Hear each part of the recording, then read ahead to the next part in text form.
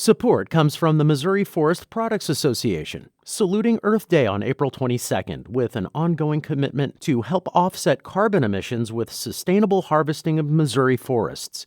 Details at choosewood.com.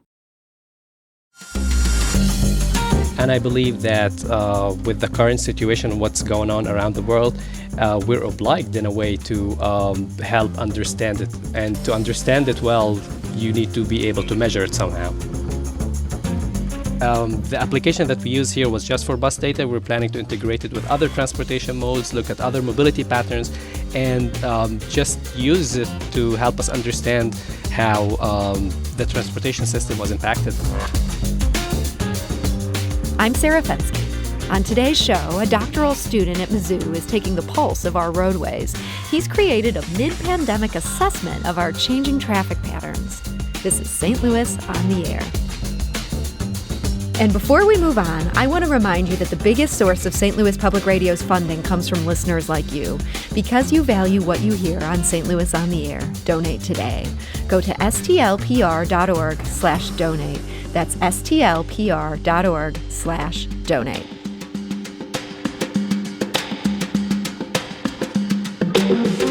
Even before the pandemic, Maged Shoman had his eye on St. Louis's bus system. He's a doctoral student in civil and environmental engineering at the University of Missouri-Columbia. Transportation trends are among his academic interests. And so he started collecting data about bus delays, trip durations, and cycle times. Now, during the pandemic, a million things changed, and among them, St. Louis's bus system. That left Maged with a great set of data looking at just how things had changed. The data that he collected has now become a project titled Visualizing Transit System Performance Impacted by COVID-19 Virus, a case study of St. Louis, Missouri. The project recently earned top honors from the Transportation Engineering Association of Metropolitan St. Louis. And joining us today to talk about it is Maged Shoman.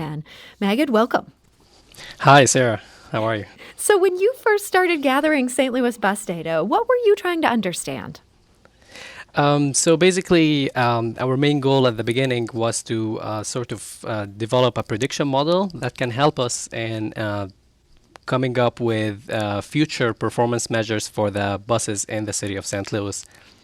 So give me an example. What would be a performance measure that might come out of this sort of data? So we have the data that we get in is GPS locations for buses around the network, and then we compare that to the schedule of buses, and from that we can calculate delays, how much time is being wasted by the buses, the trip durations, the cycle times, and the headways or the frequency with which buses stop at a bus stop. So get a sense of just how well our bus system is working. Definitely, yeah. So then along comes a pandemic. Did you expect this initial research to kind of come to a screeching halt the way so many things did back in March? I genuinely had no idea what was happening, and all that I had at the time was just the data that we collected. And then along with my advisor, we were like, why not just collect even more data now and compare to the previous data, and then we can shift the direction of the project. So this data that you'd been getting, were you able to get it just as easily during the pandemic when so many other things became so much harder? Definitely, there was a challenge in collecting data. In general, big data, which is the one that we were mostly using, has a lot of challenges as well. There's this, like the way they define big data is using the 3 V's, which is volume, velocity, and veracity of the data. So that was definitely a challenge. And we basically had to come up with our own methodology and build our own framework when it comes to dealing with such huge amounts of data and trying to use it to help us understand how the transportation system was impacted. So this data you're getting, this is not some tidy little set that a layman could look at and be like, yes, I understand now which route is late. It sounds like you had to basically build a framework for what you're looking for. I would say that it's a lot more challenging than this. It's been around a year now that we've been working on this project, and as the pandemic continues to evolve, and as we continue to live these challenging times, we're still collecting more data and trying to fuse it together with other data sets, because the application that we use here was just for bus data. We're planning to integrate it with other transportation modes, look at other mobility patterns, and just use it to help us understand how the transportation system was impacted. So help us understand, what did you learn? What were your main findings when it comes to the bus system? So our main findings were basically related to the performance measures of buses. So we did find out that while a lot less number of routes were operating in the bus network, the number of routes and the trips were reduced by around 30%. The average delay at bus stops was reduced by 30%. But if we look at particular routes or certain trips on the network, we can see that the delays on these trips was actually increased because people still had to use the service. The headways and durations were increased by around 14% and 1% respectively. And all this data is visualized on our website, where you can actually interact with the dashboard itself and look at certain trips and see which ones will help you make more data-driven decisions and so. Yeah, and I do want to hype this website. This is pretty cool stuff. This is Mizzou-Titan.com. You've put this there in a way that makes sense even to people who are not that smart about data. Who's the idea of who this is meant for? So this website was developed in my research lab under my advisor, Dr. Yao Adugyamfi. And we basically added dashboards there to help us come up with visualizations for different projects that we're working on. So you'll find dash cards related to mobility, dash cards related to congestion, and then the St. Louis project, the bus transit system project that we've worked on. And there's still more dashboards that we're adding. It's pretty cool. And we're going to have Bi-State Development CEO Talby Roach. Coincidentally, he's going to be on the show on Monday. And I'm going to be curious to hear if he's aware of this, because I feel like if he's not, he should be using this data. There's some great stuff here. I'm very interested, though, this question of COVID-19 changing things. Do you have a sense of how it changed commuter behavior? You alluded to people who kind of just had to keep using the buses, people who are still dependent on this, even when so many people started staying at home.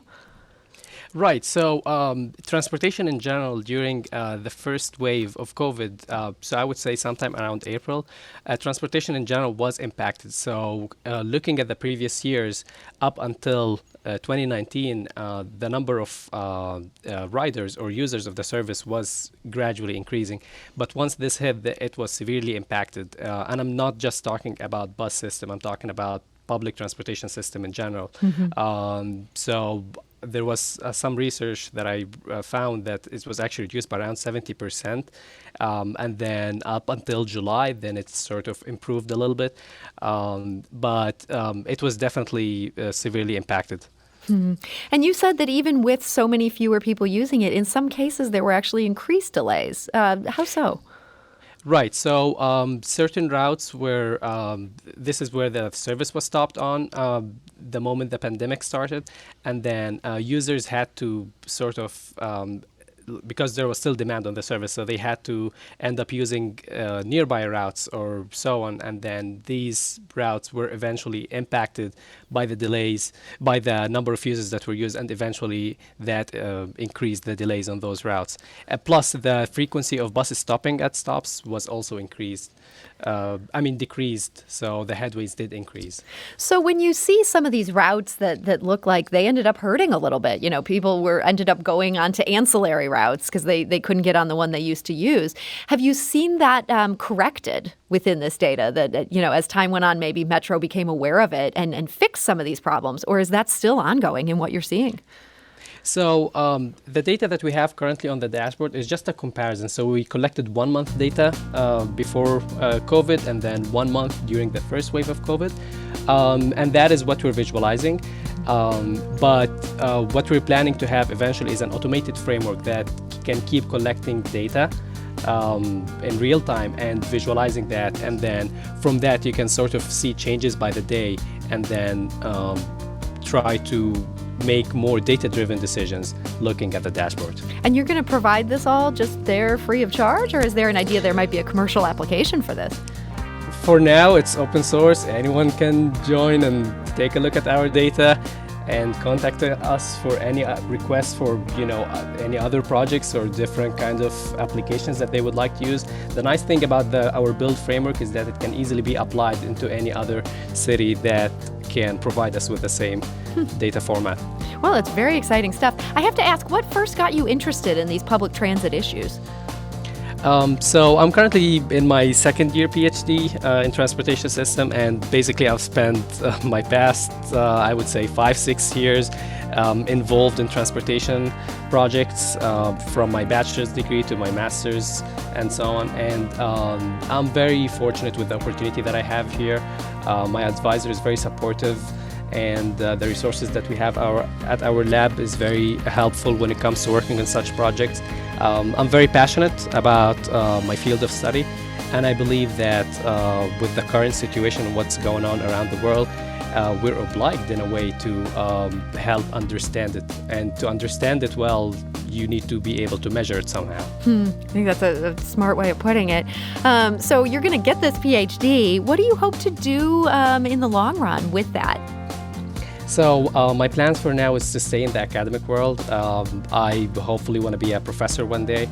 I have a very supportive environment here, from my department to the lab that I work in and so on, and I'm very excited to see what the future brings. Well, Maged Shoman, I want to thank you so much for joining us today and sharing this research. Thank you so much. This is St. Louis on the Air on St. Louis Public Radio, 90.7 KWMU.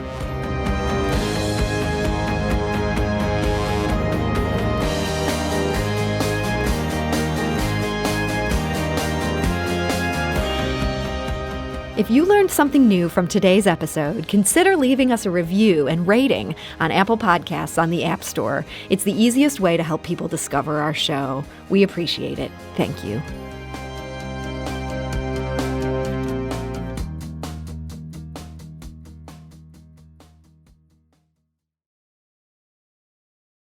Support comes from the Missouri Forest Products Association, saluting Earth Day on April 22nd with an ongoing commitment to help offset carbon emissions with sustainable harvesting of Missouri forests.